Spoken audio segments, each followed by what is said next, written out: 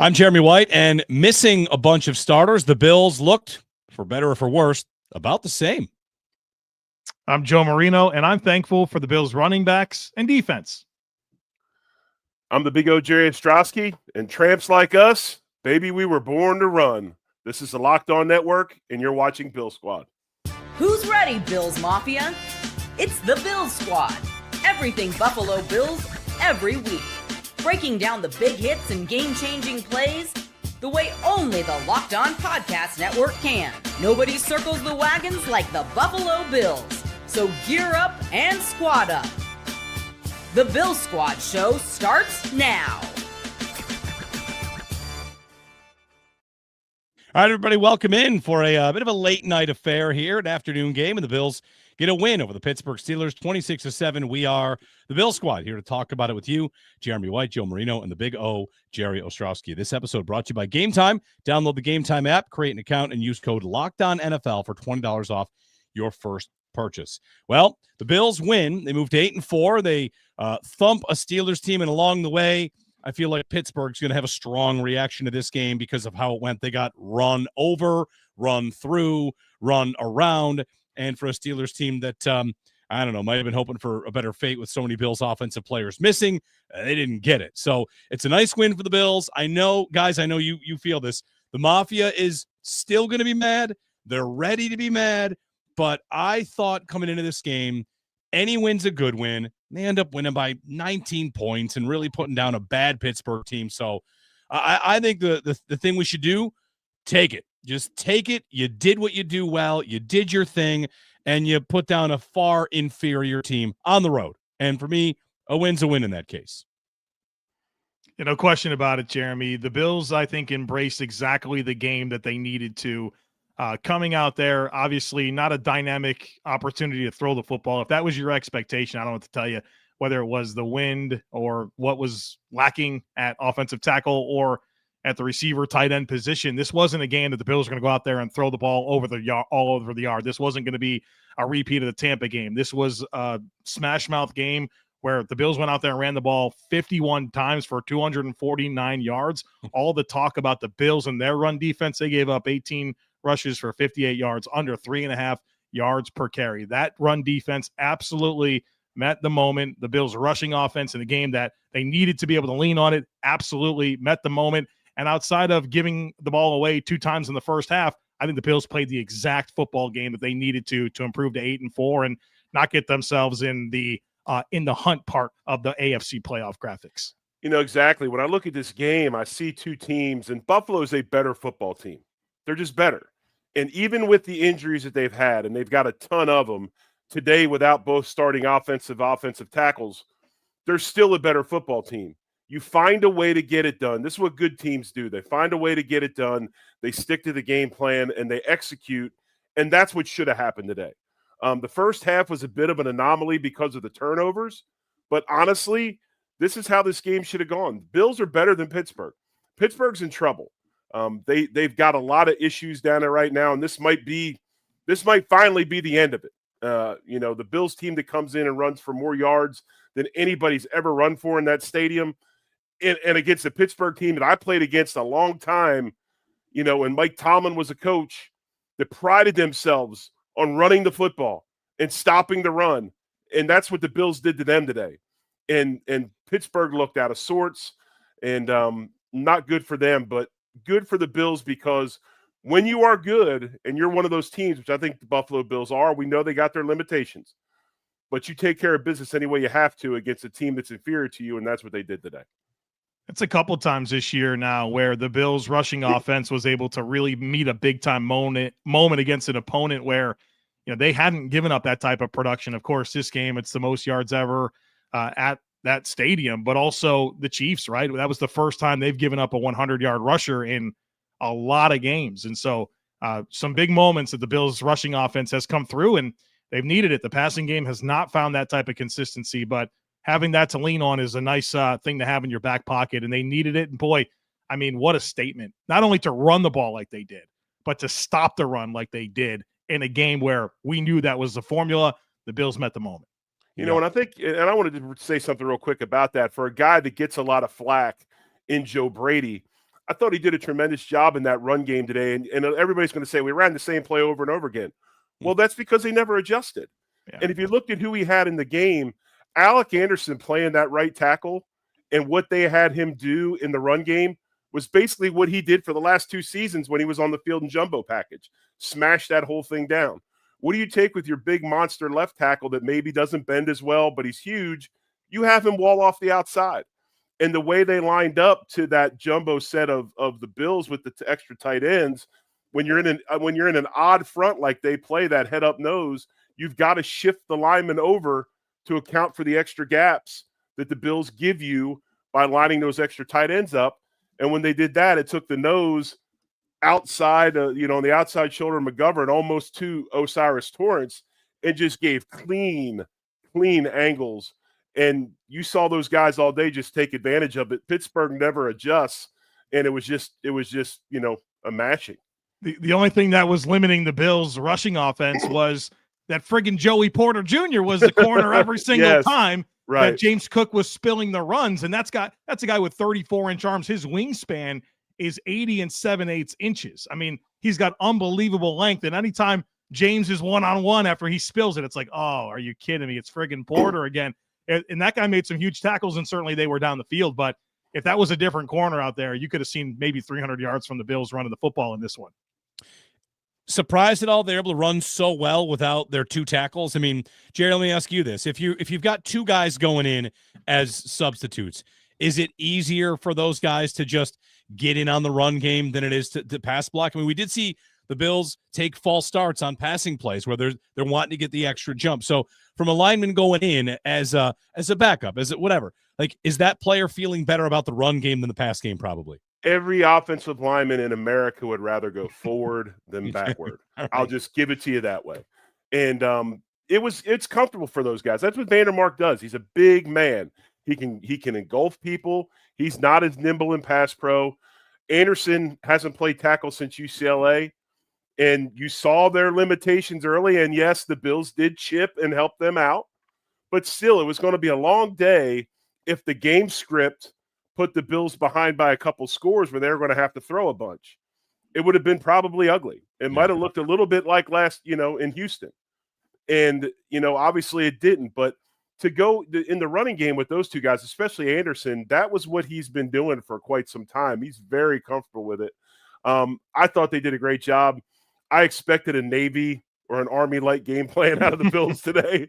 And other than the triple option, that's what we saw. Yeah. So the run game with Cook, he has the mistake, he has the fumble. We saw Ray Davis in this game. Like, Joe, you'd said it. Like, and we've been talking about this. One way for the offense to maybe find some answers is to get the running backs involved like they were last year. For a while here, it looked like Ray Davis was a non-factor other than the kick return in Houston. We're wondering, is it a lost season for him? I feel like earlier in the year we wondered what's happened. It's only been that Cook was so good. Well, now that he got a spot, he looked up to it very much so. I mean, look, James cooked. He touched the ball 36 times in this game. There was plenty of opportunity for everyone to get a little slice, and it was amazing to see Ray Davis step in and, 9 for 62, and, the kick returns have really maybe helped jumpstart his contributions offensively. But the guy, I want to talk about Ty Johnson a little bit because the box score is not going to be as kind to him. 2 rushes, 5 yards, 3 catches, 20 yards. I don't have the numbers in front of me, but how many of those did he fight and get a clutch 3rd down conversion? And so I thought it was a really good job of getting all 3 of these backs going in a meaningful way, of course, led by James Cook, but there was very, very positive contributions from Ray Davis and Ty Johnson as well.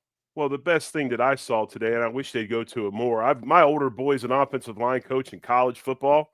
He's been screaming for 2 backs for quite some time now in the backfield, and meaning Cook and Johnson. And we saw it today, and it, just the dynamic things they can do where, Johnson clears it out, Josh looks hard left, and then comes back to the screen or the go ball with Cook on the right. I mean, that's the type of stuff you need to see more of. And I wish we would. I wish that type of stuff and 2 backs would take away from the catch it, quick screen stuff that we've, obviously are not doing as well with. I think it's something we can do with those 2 out of the backfield, as dynamic as they are. I want to see more of that. I love the wrinkle of Cook as the deep set back, and then you had Ty Johnson offset. It's a short yardage run. Hand it to Ty. That's a big time tendency breaker there that we showed, and we're able to get a nice third down conversion from that. So definitely a strong performance by this group, and I thought they got them going in the right ways. Shout out Daryl in the chat praising exactly that play, the 4th and 1 conversion. Yeah. A little bit of, more than just your tush push, but that Joe Brady, I feel like if there's one thing he's let people down, maybe there's a lot of things, but one of the things we've thought about short yardage, what have they been doing? They've been getting cute, right? He's been criticized for getting cute. And while that is a little bit of a misdirection, I don't think that running your running back straight forward from very close to the quarterback, I don't think that's considered cute. To me, that just looks like the ball to a back in a short yardage situation. And I think it's the kind of creativity this offense has really been looking for in short yardage.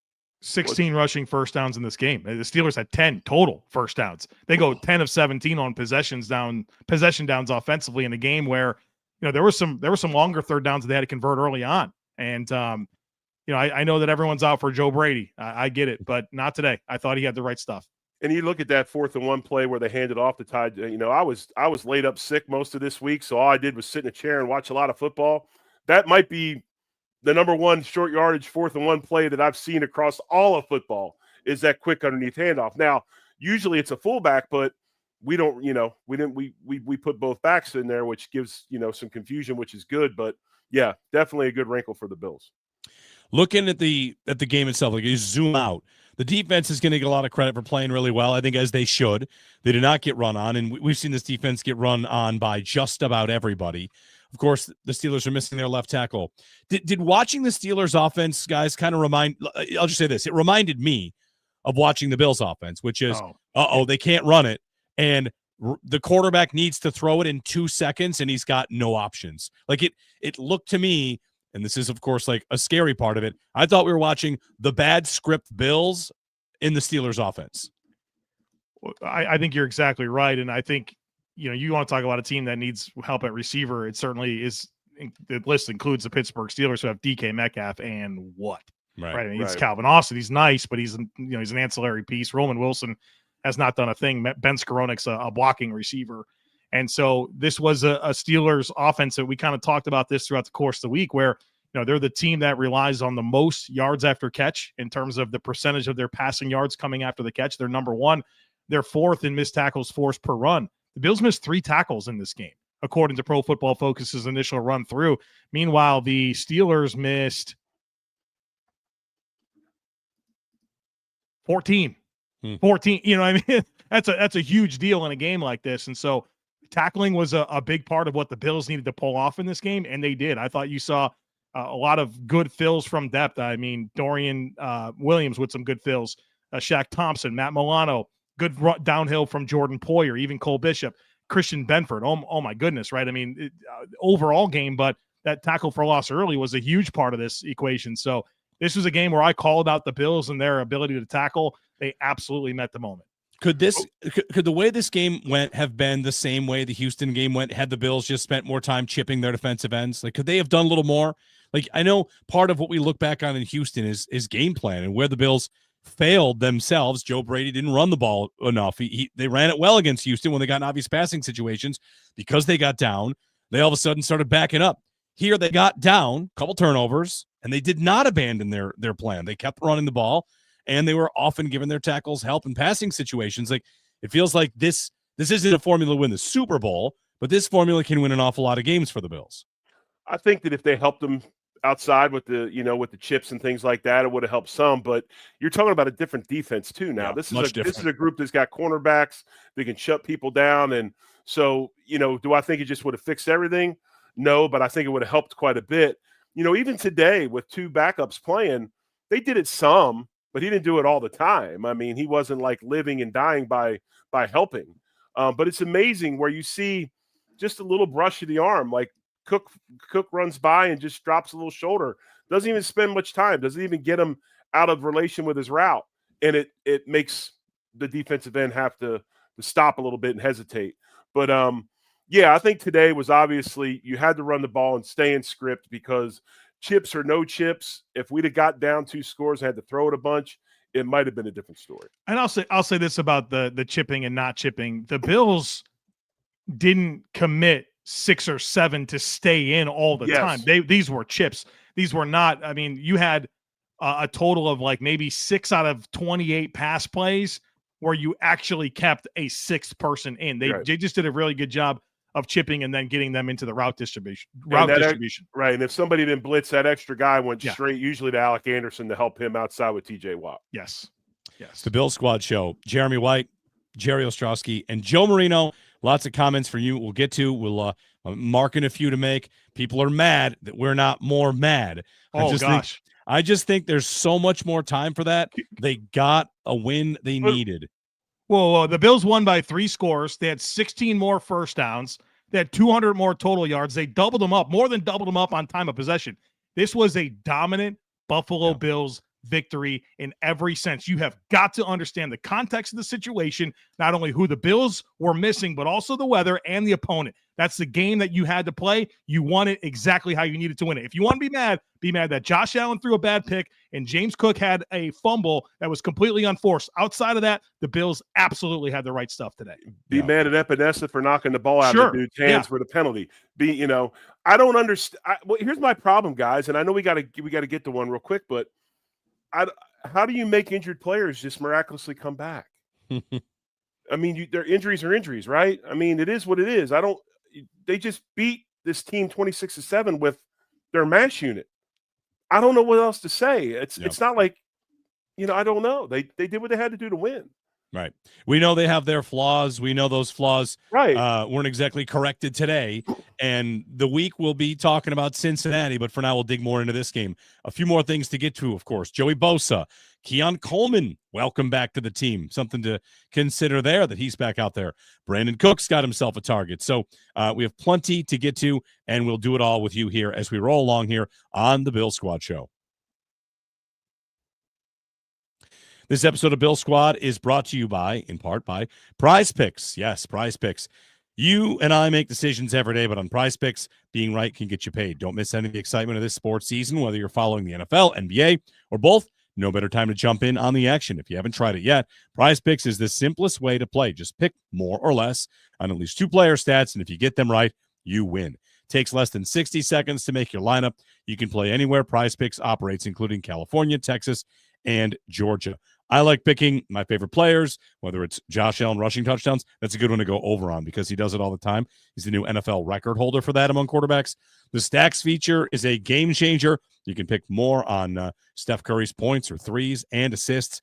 And if you download the Prize Picks app today, you can use code LOCKEDONNFL to get $50 in lineups after you play your first $5 lineup. That's code LOCKEDONNFL for $50 in lineups after your first $5 lineup. Prize Picks, it's good to be right. Back here on the Bill Squad Show, Jeremy White, Joe Marino, and the Big O, Jerry Ostrowski, as we talk about the Bills' 26-7 win over the Pittsburgh Steelers. That is important for the division. The Patriots will play on Monday Night Football against the Giants in a game that I've been predicting they lose. I'm going to still say it again. One more chance to say it. I think they will lose this game. They're so due for a loss. And if they do lose, well, things get interesting. The Bills are very much underdogs to win the division, but they needed to stay alive with the win in Pittsburgh, and they did in this game. Did we also, guys, see Josh Allen, before we get to the defense, which I want to get to, did we also see Josh Allen go into a little bit more of a bleep it kind of mode? He looked like he was more willing to run. He looked like he was more willing to take contact, and we saw the touchdown where he gets bowled in, like mauled in. He's screaming into the air. And I'm thinking back to the clip the Bills posted of him from 2 weeks ago, where he talks about having to be psycho and having to be a little bit nuts. Like, I think they're still at their best when he's like that. And I thought this game brought that out of him. I would like to know what Cam Hayward says after the game as far as that whole confrontation, because he didn't let that go. He was mad at Josh the rest of the game for whatever happened on that touchdown run. But no, I think so. I think Josh understood the complexities of the situation and that it was going to take a certain effort out of him. Obviously throws the early pick, can't have it, but it happened. The Bills absorbed it and went about their way. But yeah, I mean, this is the end of the season. There's no time to wait around. There's no time to save yourself. You got to get W's and get yourself in the playoffs. And I thought Josh did a very good job of that. I thought for some reason, he just, and I don't know if it was because of the last couple of games, he did rush a few throws. He got a little bit quick where he could have hit some completions. But for the most part, yeah, I mean, now he's the what? He's the number one rushing all-time quarterback in the league, and there's a reason for it.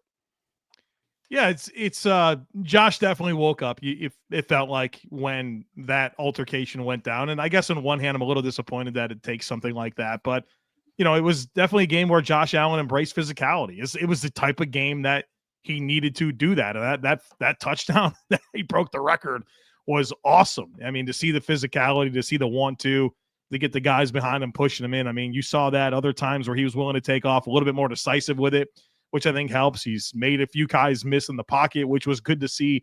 So, no, it wasn't Josh Allen throwing the ball all over the yard to wide receivers, but I think there was some very redeeming qualities. I mean, obviously, I do agree with you, Jerry. He did rush some things, and I wish he started his eyes to the left on that progression that he threw the pick on. But, I mean, all in all, coming through with some huge conversions, and I think his presence in the lineup, because of the threat of being +1 with him as your quarterback when you run the football, I think it makes a huge bit of difference, especially when you start to run it a little bit with him. So good to see Josh kind of unleashed there in some different types of ways. And, I think he's going to need a little bit different recipe against Cincy, but we'll deal with that next week. Yeah, Cincy might be a whole different animal. We'll see about that. It's funny how the seasons all shift around. And, I mean, maybe we're only thinking about Cincy in this way because their quarterback is back. And a lot of these AFC teams, man, it feels like it's the quarterback and a lot of flaws. Like if you're a Bills fan today, I want to ask this question too before we get to the defense, which is what AFC team feels good right now? Who feels the best? Denver? Like what fan base would feel the best about New England and Denver? Yeah, New England won 9 in a row, I guess. Yeah, Denver's won 1 million games too. I guess them, but they certainly feel like teams that are vulnerable as well. Meanwhile, the Rams just lost to the Panthers. Thank you. I know. Thank you. Let's just play them all and see what happens. Yeah, this is not a great Bills team. Oh, the league is the league is drunk right now. It's completely drunk. I mean, I went on a tangent last week talking about how wonderful the Rams are and by far the best team in football, and they've got all the pieces and the defense and the quarterback. They get beat by Carolina and a team that we just dominated, and it's crazy right now, man. Then you saw the Eagles. You saw what they did on Friday, and now all of a sudden we're building statues of Ben Johnson, that he's the greatest football coach in the league since, Vince Lombardi. I think Dallas fans are feeling pretty good. That's right. That's right. Yeah. Andy Reid's getting his share of grief. John Harbaugh getting grief. Like the AFC especially. The AFC is just the whole league. Like maybe there's no true great team, or maybe we'll just decide in a couple of weeks who it is. Do you think that's what kind of fuels this, though? Is I think everyone smells it like, boy, it's wide open. Anybody can do it, and why not us? And it's like you don't want to see those warts that are going to be the reason you can't, but then you see all the warts across the league. I think that wide open feel has people feeling some type of way about all these different situations. Yeah, I think you're totally right. If this team is to come together and end up being great, it's probably because the defense reaches a level we haven't seen from a Bills defense in a while, right? Like I think as the offense goes, guys, like they're going to be able to run the ball. Are they going to be able to throw the ball? I don't know. I think we have a lot of doubts. The defense, Benford, big play today. Bosa, big play today. Shaq Lawson, I mean, like, is he said he's here to stop the run, and now they're not giving up the running. It's only Pittsburgh. But, like, ultimately, what have we seen out of this defense that would make you think they can kind of trend up into December and into the playoffs? It's real. I guess you just point to the second half against Houston, right? The first half was horrible defense. The second half against Houston, this entire game, I mean, has been phenomenal. The only reason the other teams have scored is because of James Cook fumble and a Khalil Shakir fumble. Otherwise, they're pitching shutouts, getting big stops, right? Keeping the offense in it. And so I don't necessarily feel like the Bills defensively have this like very clear identity that they do anything at a particularly high level other than they're getting big stops late in games that's keeping them in it, right? And so it's sometimes it looks a little bit different. They could get a takeaway. It could be it could be anything, right? Like any number of things, but they're getting stops late in games, and that clutch thing matters. The confidence that breeds matters, and this defense for the last 6 quarters has been absolutely lights out. If the front 6, front 7 can control the running game, and I'm not saying like they did today, which was awesome, hold them at 53 yards. If they can just control it, I think we've got enough now experience and athleticism in the back end where we can do some things. And it's going to come down to being able to, again, the old thing. And they talked about it in Pittsburgh today too, same type of style. You're going to have to go 12 or 13, limit explosives, play your gaps, let Shaq Thompson make 10 tackles, right? Let those guys make plays. Cole Bishop, another strong game again today. We've got that experience now and dynamic playmakers in the back end and the secondary if you just do your job. And today was one of those things, if you look at the statistics, the inside tackles, I mean, there's nobody on that defensive line that had a ton of tackles because they were controlling gaps, and Shaq Thompson and the safeties and the linebackers were the ones making the plays, which when you control the run game really good, you might have a splash play every now and then. Like I joked about it on our group chat. Jordan Phillips is good for at least one gap pop a game. One of those, right? One gap pop a game. He gets it on fourth down, right? He blows that thing up. We make the play. Rousseau cleans it up. But that's what good defensive football is about. Playing your assignment, being where you're supposed to be, don't get removed, and let those playmakers make plays. And if they can continue to work that trend, they got a chance. Jerry, what did you make of kind of Pittsburgh's approach to their pass pro against the Bills' pass rush? It's been really, really cold.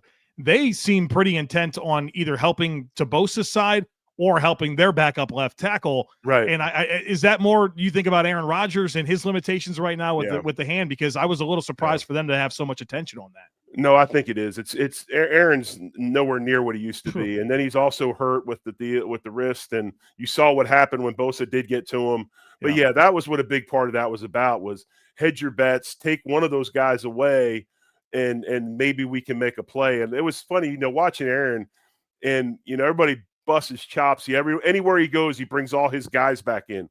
Well, you can see why. I mean, there was plays on the field to be made if receivers saw signals, saw the adjustments that they didn't make, and Aaron's throwing at the spots and he looks horrible, but he's trying to get receivers over there. But yeah, it's a tough time, and I think that was a big part of it, Joe. Just his lack of escapability.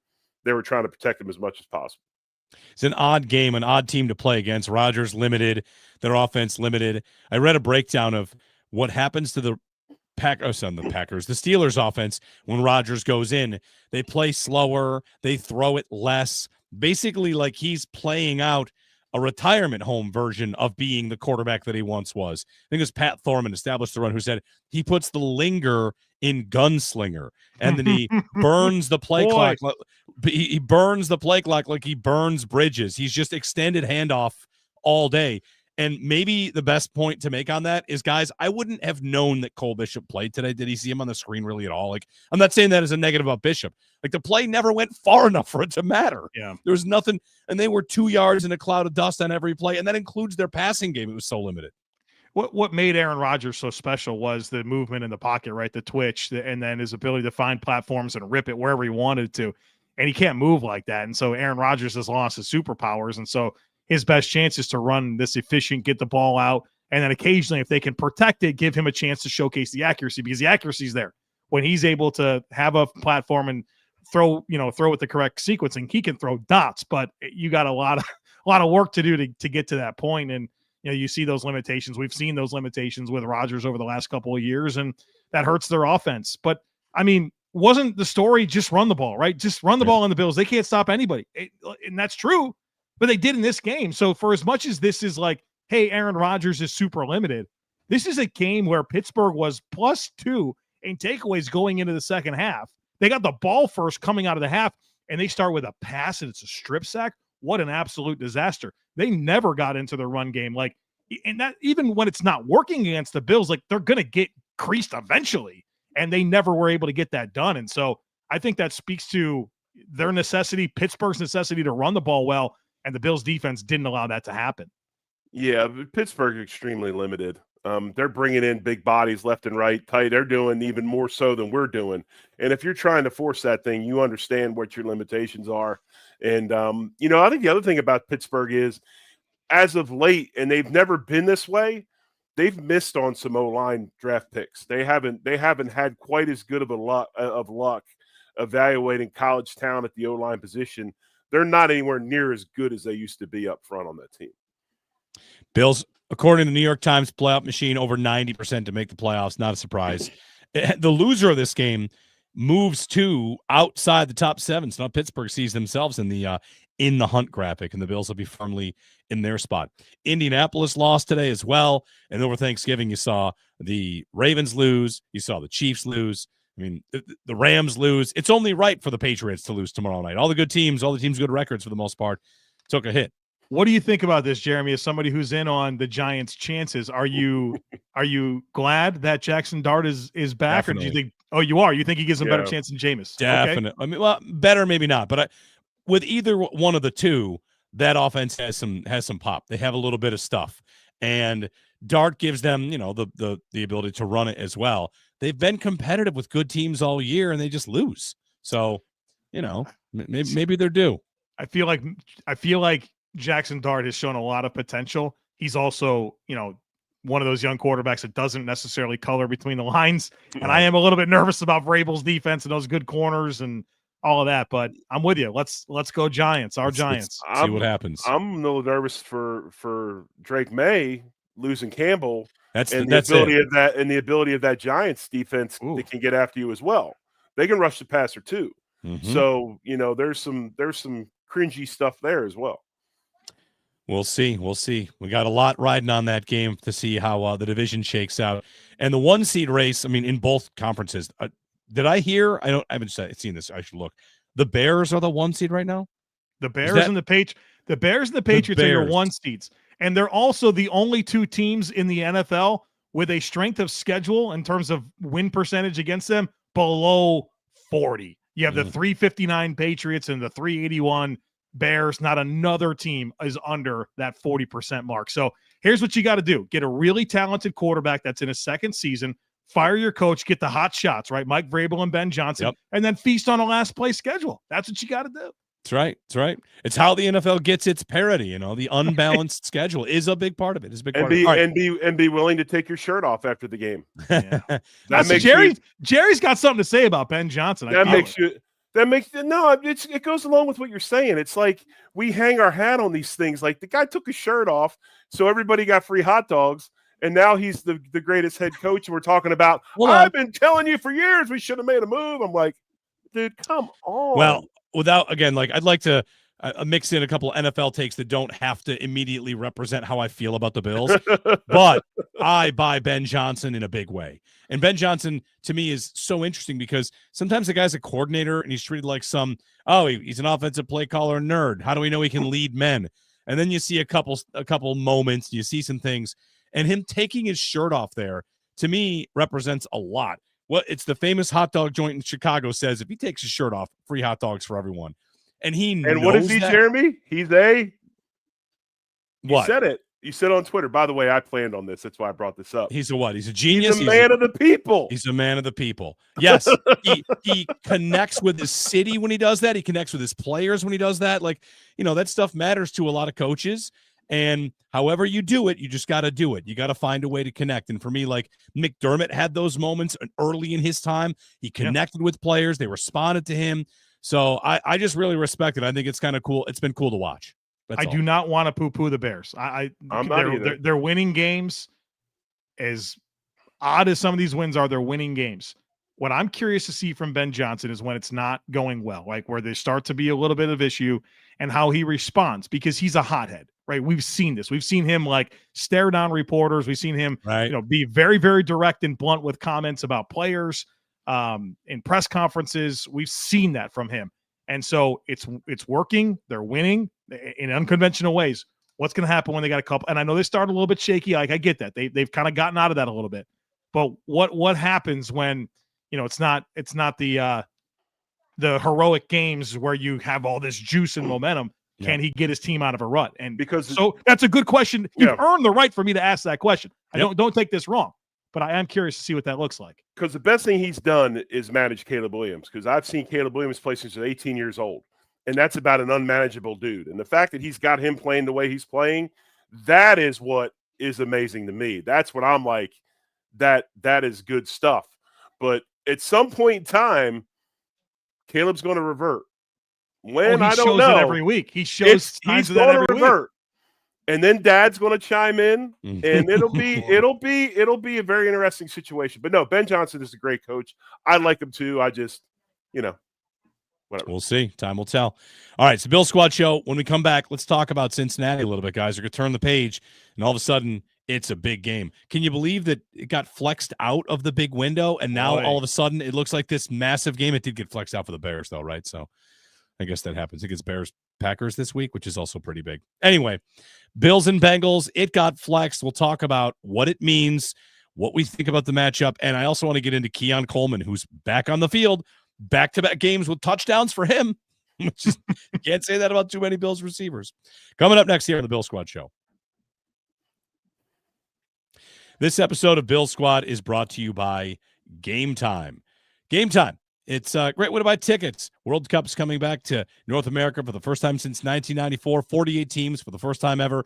It's going to be massive. And if you want to make sure you're getting tickets to see these games, Game Time is going to be an option for you. With Game Time, you can track price drops in real time, get alerts when great seats open, and buy tickets the moment they hit the app. So pull up the app. The layout makes it so simple. Scroll through matchups, compare seat views, pick a game, tap a section, have your tickets locked in within minutes. No confusion, no hunting for the fine print. The seat view feature is a game changer. You see what the pitch will look like from your exact seat before you buy. So take the guesswork out of buying World Cup tickets and every match, concert, or event with Game Time. Download the Game Time app, create an account, and use code LOCKDOWNNFL for $20 off your first purchase. Terms apply. Again, download the app and make an account and use code LOCKDOWNNFL for $20 off. Swipe, tap, ticket, go. Game Time. The Bills win. They beat the Pittsburgh Steelers 26-7, and the scoreboard looks nice for the Bills. 144 rushing for James Cook, 62 for Ray Davis, 38 for Josh Allen. On the Pittsburgh side of things, leading rusher, 35 yards, Jaylen Warren. Leading receiver, Darnell Washington, who got, all 45 yards on the final couple drives, which maybe they should have done that sooner because it didn't look like the Bills had a good time tackling Darnell Washington. It felt like if that had been something they used earlier, it might have worked. Especially late in the game, you're up a couple touchdowns. Yeah, you think the last thing Trey White wanted to do was stick his neck in there on a 311-pound tight end. You can tell. I don't blame him. Yeah, I wouldn't either.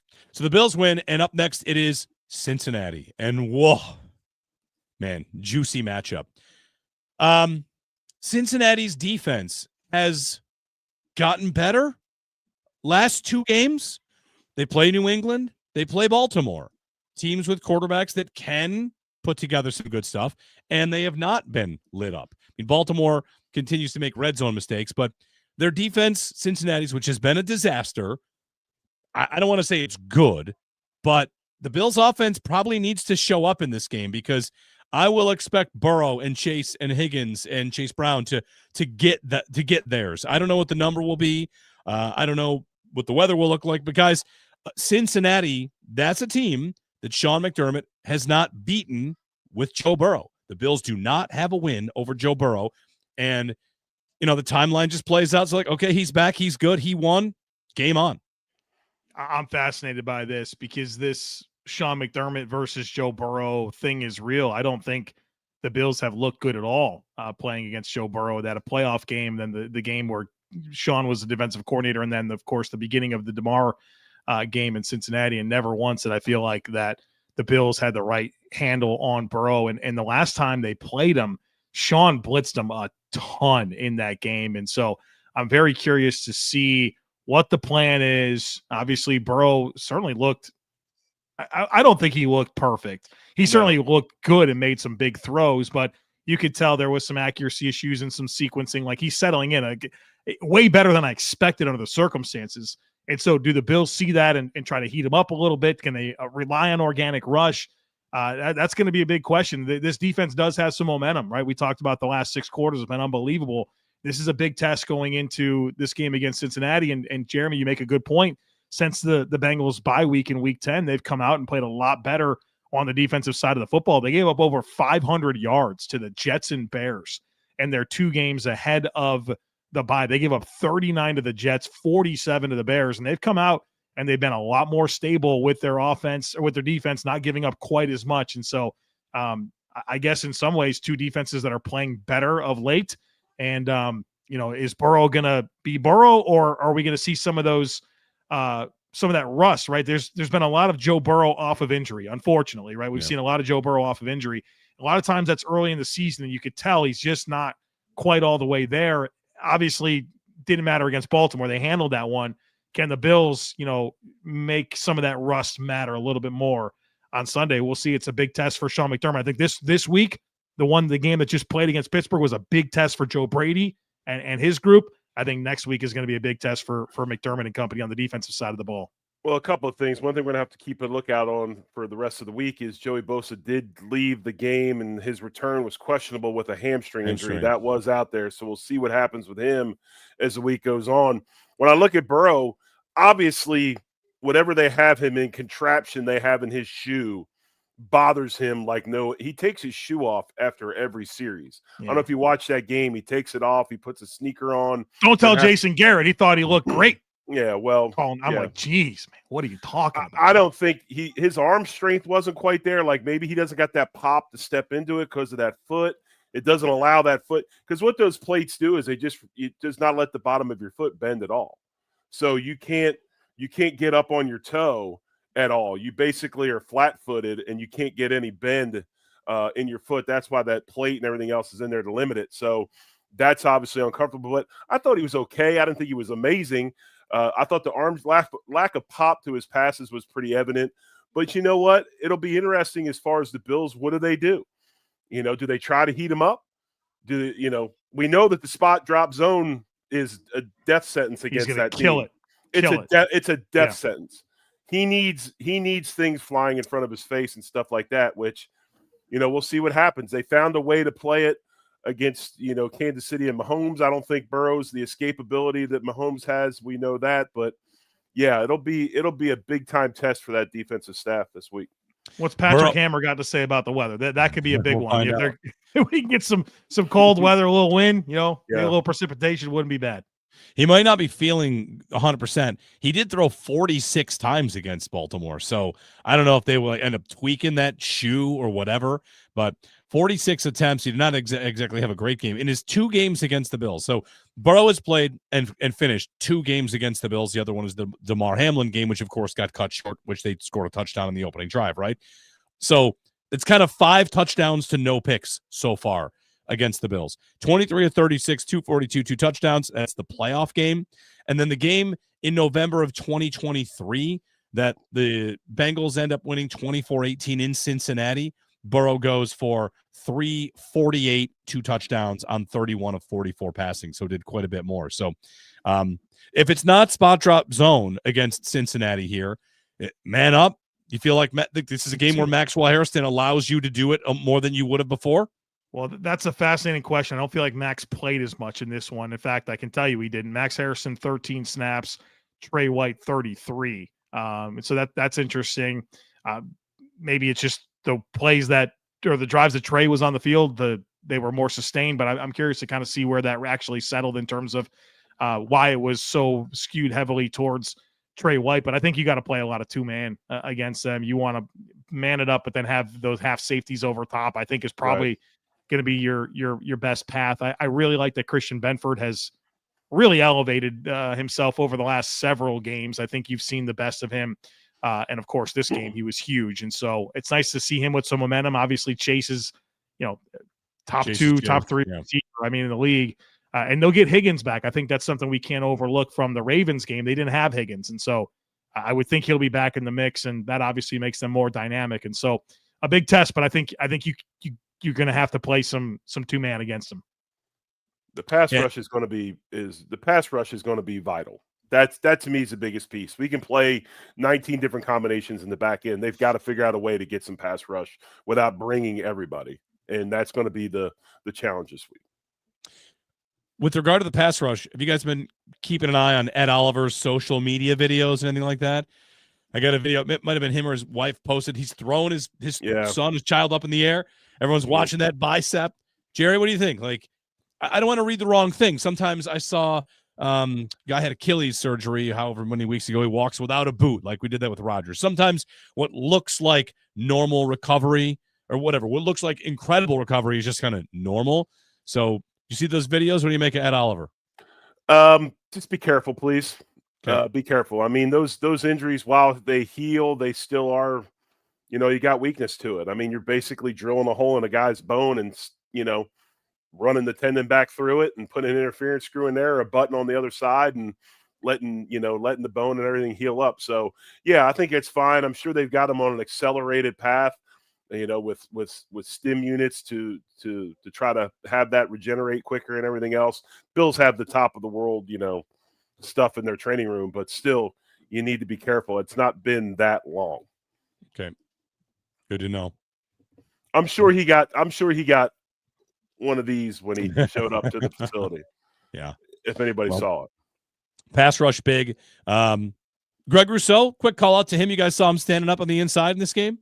Yeah, I saw him. He was, and I might have been, and who knows? We all want him to be there for pass rush. It might have been for the run stopping ability. But yeah, he was lined up in a stand up position over the guard center at least once this game. So I'm looking forward to going back to the all 22 and seeing what they were doing with him, because the Steelers did run the ball on that play. Yeah, I'm curious to kind of see what worked for the Bills defending the run. I felt like you still saw TJ Sanders playing on the edge in this one, and I want to see him on the inside. So had the right stuff. They tackled well. I think that's really what it came down to. There was less displacement. They didn't get moved out of the way. Right. They tackled well, and I thought that showed up. I think the biggest thing to me is once we watch it tomorrow morning and we really look at it, we're going to see linebackers that had a clear view of where they needed to fit and fill, that there wasn't this confusion or a mess because that defensive line was getting blown out of there. They were holding gaps and shades to where those linebackers, Milano showed up again this week and had a good game. Of course, we talk about Thompson leading the way with tackles. They must have had clear pass and clear visions to where, because they made a lot of them at the line of scrimmage or behind it. So it'll be interesting to see how that goes. But I would think that's probably what it was. They didn't have guys sitting in their lap almost instantaneously like they've had the past so many weeks. Bills and Bengals coming your way Sunday, 1:00. You got something, Joe? I was going to say the Bills only played 43 snaps of defense. That's helpful. You're fresh all game long. There have been some games lately where they're put right back on the field after long drives and the offense gives it away or something. So I think that helped a ton. Well, what did Nance say on that drive to end the first half? On just regular time, they had been on the field for over 30 minutes.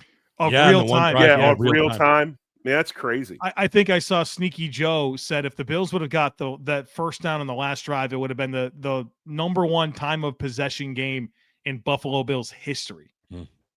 So this is one of those weeks, guys. I don't know if you do this. I do this just because as someone who, does the shows, I'll be listening to Pittsburgh radio this week.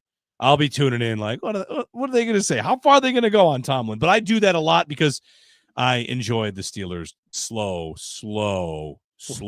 demise. There's some Tomlin was horrible in this game. Coward punts, not calling a timeout there at the end. It was a 2-possession game, dude. You got to call timeouts, give your team a chance. I thought Tomlin was cowardly as he usually is.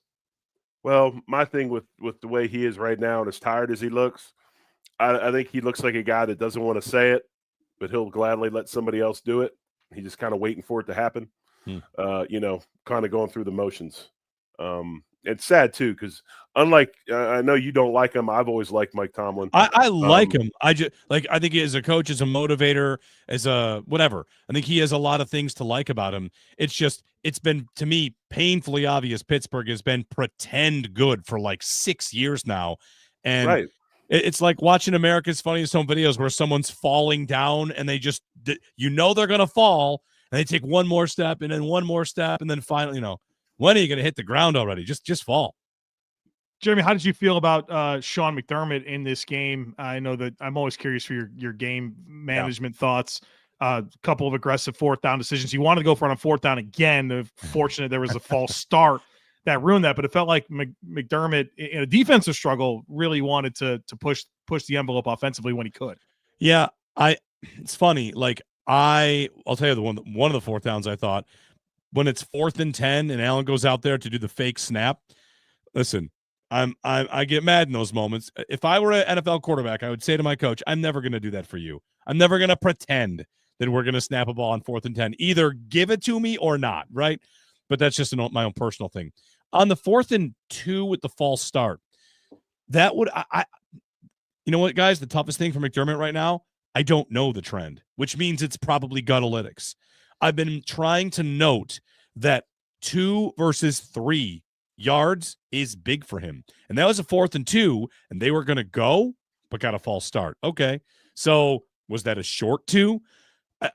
We're at the point with 2 yards versus 3 yards. I wonder if the Bills have some analytics number where it's 2.6 yards is our go place or something like that. It's very possible they could want to split it less than just a yard here or a yard there, because on 3 they kick and on 2 they go. I think that was more circumstantial. And in my mind, I was fine not taking the points there. Like, even if you didn't get it, it was 4th and 3, and it was a 7-0 ball game there right up against the end of the first half. And to me, okay, you're down a touchdown. You're still down a touchdown if you take the field goal. Why not give yourself a chance? You weren't really moving the ball with that level of consistency. You're kind of making some mistakes. Like, take your best opportunity to get the touchdown here. Worst case scenario, it's under a minute, and you're making them go like 90+ yards. I felt kind of comfortable there. Yeah, I agree with that. And I think it was kind of one of those situations too, where how many times with the situation we're in with both tackles out and everything else, that we're going to be in this, have this opportunity to score 7 inside the 5. I think I had a lot to do with it as well. But then obviously choosing to enforce the personal foul on the kickoff was kind of silly, because I didn't realize this on the new kickoff. When you enforce that personal foul, the only thing that happens is the kicker moves back. Who cares? Kickers are getting it down there. The other players are exactly where they're supposed to be. So I thought that was a missed opportunity to make them have a, I don't know, whatever 33 plus 15 is, a 48-yard extra point, as opposed to a kickoff that wind up being exactly like a regular kickoff. But with that being said, how well coached right now is the Bills special teams, that when the Bills had that situation, got moved up, they kick it out of bounds, and because it's 25 from the kick. Yeah. Yes, 25 from the kick. So I'm sitting there going, why do you, we're going to the 40 and they take it at 25, and I didn't even know that rule. So the numbers of it, Ben Baldwin, who runs numbers for ESPN among others over his time, that when they took the penalty and then kicked the field goal, it was a coin toss. Really, it was to go for it would have been adding 0.2 win probability, which is not anything to move the needle for. That would tell you they're going to go ahead and kick the field goal. That's fine. Meanwhile, Mike Tomlin, he had a punt, 4th and 1, down 9 in the third quarter. Like, he cost his team 1.6 win probability, percentage points, whatever. So people think McDermott and Tomlin are similar, and they're definitely not, because McDermott has had seasons at the top, and Tomlin definitely has at least a reliable operating status, which is he's going to kick it all the time. And with McDermott, it is a thing that makes me a little uneasy right now. I feel like I don't know what he's going to do, and that just kind of means he's playing gut here, gut there. How's the game going? Some people like that. Some people think there's times to do that. Most of us do, sure. Like, there was a time this year where they kicked the field goal, maybe Houston, and I thought, whatever, it was right before the half, maybe Miami, whatever it might have been. And I thought, yeah, I'm good with points here. So I also want to say, like, I've got Josh Allen. I should be able to rip 30 points and a half. So, these decisions shouldn't really be that big a deal. But to me, that's the big takeaway, is McDermott remains a little bit less predictable in this department than he's been in years past.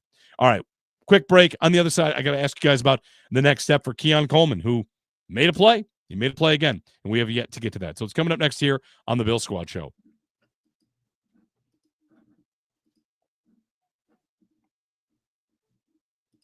We're wrapping up on the Bill Squad Show. Get some of your comments in here before we get out of here as well. Thanks to everyone streaming with us on YouTube. If you're listening to the podcast, we do air live on YouTube. You can join us. You can comment. You can be a part of the fun, whether you're yelling at us or yelling at each other. It's a scene over there. We've got more than 2,000 people watching live. Happy to have you all with us here on a Sunday night as the Bills beat the Steelers 26-7. Jeremy White, Joe Marino, and the big O, Jerry Ostrowski. Guys, Keon Coleman catches a touchdown. It's a big play for them. They forgot to cover him. They pretty much ran free, and Josh improvises and finds him. Yeah, I think that initial Carter, man. He's Chris Carter. All he does is catch touchdowns. Well, I think that initial play design failed, right? So I think they wanted something quick, and then Josh maybe thought about running it and saw Keon open. So it was good for Zero to become available in a scramble drill situation, right? That's kind of what we need him to do, and that was a big moment. Well, remember what blew it up was the defensive end ripping off the corner. And that's where Josh hit him with the pump fake, and he went about 10 feet in the air and then made the throw. I believe that was the one, was it not? I think they brought pressure off. That took that initial throw away. Took the initial throw away. He pump faked him, went up in the air, and then ripped it. I think we'll see. We'll see. Yep. If I'm right, let me know. He was not involved. He did not get a lot of snaps early in the game. He ultimately finds himself on the field for that play. And, with Palmer down with an injury and Samuel to IR and Moore waived and then Cooks getting like his first snaps, I'm glad he got a touchdown because I do think he could still play a role in them having some success. However, I wonder if he would have even dressed if Palmer's healthy. It could be it's no longer disciplinary. Now it's just, no, he's the guy on our depth chart we trust the least, and good for him he got a touchdown because he's got work to get back up. But I don't want to read any more than that. Well, I think it's a fair call out, Jeremy. Shavers was dressing, right? Shavers played the most snaps of any receiver in this game. It was a huge part of them in their run play that worked over and over again with him washing down that side. Shakir's going to go. They just got Brandon Cooks, and they put him on for a lot of plays early on. I thought he was going to have a bigger role. He caught that first pass, and then it's kind of quiet the rest of the game. Who's going to not dress, right? If Elijah Moore and Curtis Samuel aren't here anymore, Elijah Moore's gone, Samuel's on IR. And so I think that's fair to consider. I mean, especially because this is an entire group of receivers that outside of Shavers and Shakir handling your fair catches on punt returns, they don't really do much on teams. I think that would have been a fun thing to consider, but obviously making that play is a big deal. And, assuming Palmer's healthy for this coming game, I am curious to kind of see who they choose to go with, and maybe they go with them all, but there'll be more of a decision to be made next week. I got to ask you guys though. I mean, were you as excited as I was at the beginning of the game? We drop back to throw. He's got time. He rips that ball to Brandon Cooks, catches it 13 yards. We're like, here we go. And crickets the rest of the way. Push vertical, snap it off, right? Little comeback. It's nice, right? He routed him up. It's beautiful to see that stuff. It's nice to see. But also, 3 practices? Probably really 2, so we'll see. With the outside receivers, if I see a team given tons of space pretty much throughout the game, I think all right, whatever. We might get some catches out there, but it's not a true test. Right? Pittsburgh doesn't have the corners for that. Their secondary is terrible. So, they got the second most passing yards in the league, right? Yep. All right. Well, we're on to Cincinnati, as they say, which will be big, They'll be big. Well, and for Cincinnati, I don't think they have much of a shot at a wild card spot.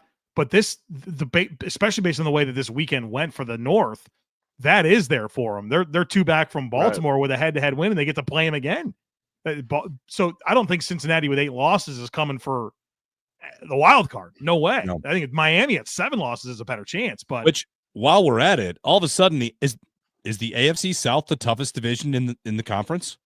You have 3 good teams, 2 good teams. How many good teams in the South? Yeah. I mean, especially usually the West, and you're like, okay, Denver looks pretty good, but how good are the Chargers? I mean, the Chiefs are 6-6. They don't look that good, right? I mean, so it's not the North. I think the South, the division that you kind of say, who cares? I think they might be right. Did you guys find yourselves rooting for Indy in that game because Houston in the playoffs could be even scarier if they make it? Like if the Bills are at Houston to open the playoffs, that could be scary. I was rooting for Houston because I want them to win the division because I think they complicate the Bills' wild card path. So them winning the division, I think, is ideal for the Bills. I just kind of feel like the Colts are showing a lot of vulnerability here. And Daniel Jones, obviously, kind of playing hurt right now.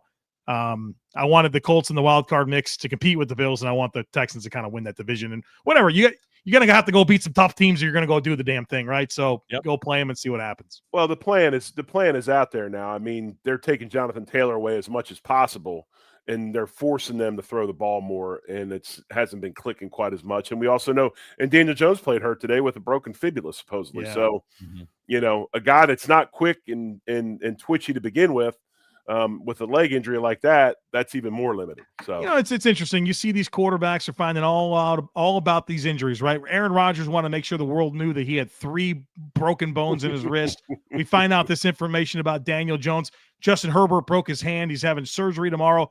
Josh Allen friggin' broke his hand in week 1 last year against the Arizona Cardinals, and nobody found out about it until February. You know what I mean? Like, 17's a different kind of cat. He's a dude. Yep. Off to Cincinnati. Well, home for Cincinnati. All right, we'll be back midweek, and then, of course, post Bengals as well. Gentlemen, it's been a pleasure. Bills win a 26-7 beatdown of the Steelers, and you get to celebrate a victory Monday, so go do so. And till then, go Bills. Go Bills. Much love. Go Bills.